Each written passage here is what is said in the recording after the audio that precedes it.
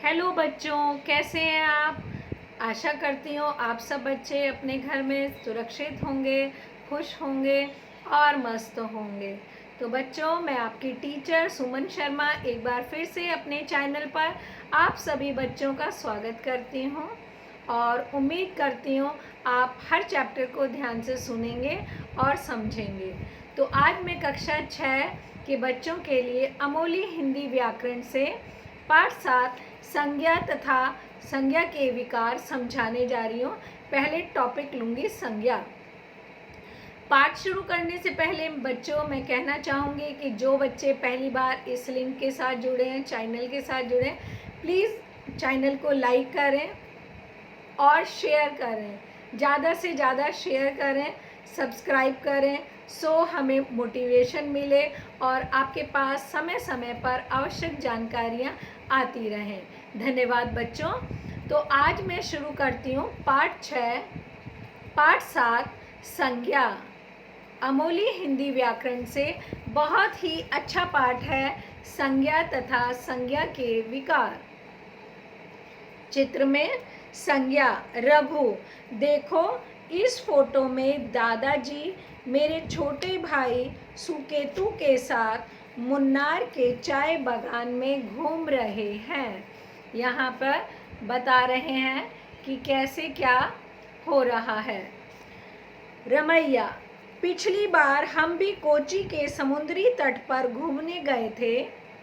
समुद्र के किनारे बालू का घर बनाने में बड़ा आनंद आया था। सुबह सूरज उगते समय और शाम को छिपते समय समुद्र का सौंदर्य देखने का योग्य था।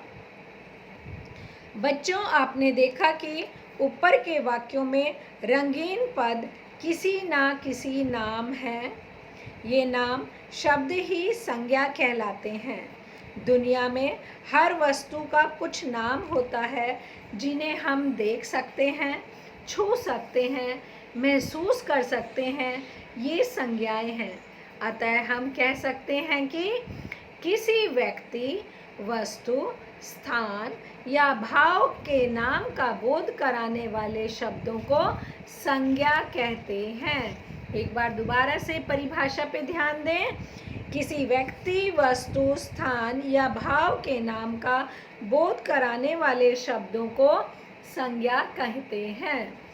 फिर अगला टॉपिक है संज्ञा के भेद। पहले हमने करी परिभाषा, अब हम उसके भेद समझाने जा रहे हैं। संज्ञा के 3 भेद हैं, व्यक्तिवाचक, जातिवाचक और भाववाचक। सबसे पहले मैं समझाने जा रही हूँ आपको व्यक्तिवाचक संज्ञा। जिस संज्ञा शब्द से किसी विशेष व्यक्ति, वस्तु या स्थान का भाव हो उसे व्यक्तिवाचक संज्ञा कहते हैं। जैसे महात्मा गांधी जी दांडी यात्रा के लिए निकल पड़े थे। तो जहाँ पे क्या है, जहाँ किसी व्यक्ति, किसी विशेष व्यक्ति के बारे में, वस्तु के बारे में या स्थान के बारे में बताएंगे तो वो होता है बच्चों व्यक्तिवाचक संज्ञा। हिमालय, गंगा, यमुना, दिल्ली, नोएडा, सविता, अनूप, रघु, सोनिया, विकास, चंद्र, सूर्य, पृथ्वी आदि व्यक्तिवाची संज्ञाएं हैं। प्राय व्यक्तिवाचक संज्ञा का बहुवचन रूप नहीं होता। आम, केला, लीची आदि विशेष फल का नाम होने पर भी जातिवाचक संज्ञाएं ही हैं। ये समूह संपूर्ण समूह का प्रतिनिधित्व करते हैं। पशु, पक्षी आदि भी संपूर्ण जाति का बोध कराते हैं। यदि प्रत्येक अकेले पदार्थ का एक अलग विशेष नाम रखा जाए तो भाषा और जटिल बन जाएगी। अगला है जातिवाचक संज्ञा।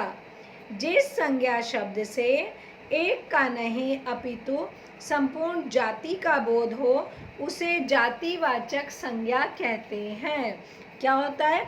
जिस संज्ञा शब्द से एक से नहीं, एक से बल्कि पूरी संपूर्ण जाति का बोध होता है उसे हम जातिवाचक संज्ञा कहते हैं। आगे देखिए, यह एक पुस्तक है।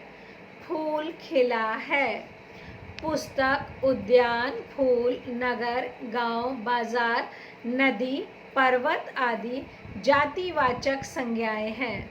इस प्रकार ये संपूर्ण जाति या वर्ग के लिए प्रयुक्त होते हैं, अतः बहुवचन में भी प्रयुक्त होते हैं।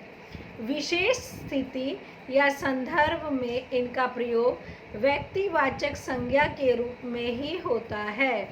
जैसे पंडित जी का जन्मदिन बाल दिवस के रूप में मनाया जाता है। यहाँ पंडित जातिवाचक संज्ञा शब्द का प्रयोग व्यक्तिवाचक संज्ञा के रूप में हुआ है तथा यह जवाहरलाल नेहरू का बोध करा रहा है। यानी कि बहुत बार क्या होता है कि संपूर्ण जाति के लिए वहाँ कोई शब्द ऐसा होता है जो केवल व्यक्तिवाचक के लिए नहीं होता, संपूर्ण जाति का बोध कराता है। जैसे हम कहते हैं पंडित जी का जन्मदिन बाल दिवस के रूप में मनाया जाएगा, तो यहाँ पंडित जी व्यक्तिवाचक नहीं है, वो जातिवाचक बन गए हैं। यानी पंडित जी एक जाति का बोध नहीं करा रहे, पंडित जी जवाहरलाल नेहरू के बारे में बता रहे हैं। तो क्या हो गया, जातिवाचक से वो व्यक्ति विशेष बन गया। तो क्या बन गए बच्चों, व्यक्तिवाचक। अगला थर्ड है भाववाचक संज्ञा। जिस संज्ञा शब्द से किसी व्यक्ति, वस्तु या स्थान के गुण, दोष, दशा या स्थिति का बोध हो उसे भाववाचक संज्ञा कहते हैं। वाराणसी में गंगा का सौंदर्य अद्भुत है। पैर में पीड़ा बढ़ती जा रही थी। भाववाचक संज्ञाओं को देखा या छुआ नहीं जा सकता, केवल उनको अनुभव किया जा सकता है। यानी जो भाववाचक संज्ञाएं हैं उनको हम केवल महसूस कर सकते हैं, फील कर सकते हैं। जैसे सत्य, घृणा, सुख, दुख, क्षमा, हर्ष आदि। कुछ भाववाचक संज्ञाएं अन्य शब्दों से बनाई जाती हैं। भाववाचक संज्ञाएं 5 प्रकार से बनाई जाती हैं। सबसे पहले जातिवाचक संज्ञा से। माता, मातृत्व, देव, देवत्व, दास, दासता, मित्र, मैत्री, मित्रता, व्यक्ति, व्यक्तित्व, सज्जन, सज्जनता, स्त्री, स्त्रीत्व, बच्चा, बचपन। दानव, दानवता, पुरुष, पुरुषत्व या पौरुष, गुरु, गुरुतत्व, गुरुता, कवि, कवित्व। ख, सर्वनाम से भाववाचक संज्ञाएं कैसे बनती हैं। निज, निजत्व, निजता, मम, ममत्व, ममता, स्व, स्वत्व, अपना, अपनत्व, अपनापन, अहंक, अहंकार, आप, आपा।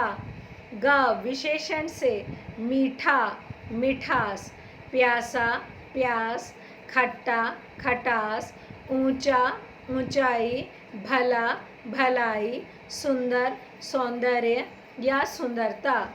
एक, एकता, अनेक, अनेकता, महान, महानता, कठिन, काठिन्य, कठिनता, गंभीर, गांभीर्य, गंभीरता, कुशल, कौशल या कुशलता।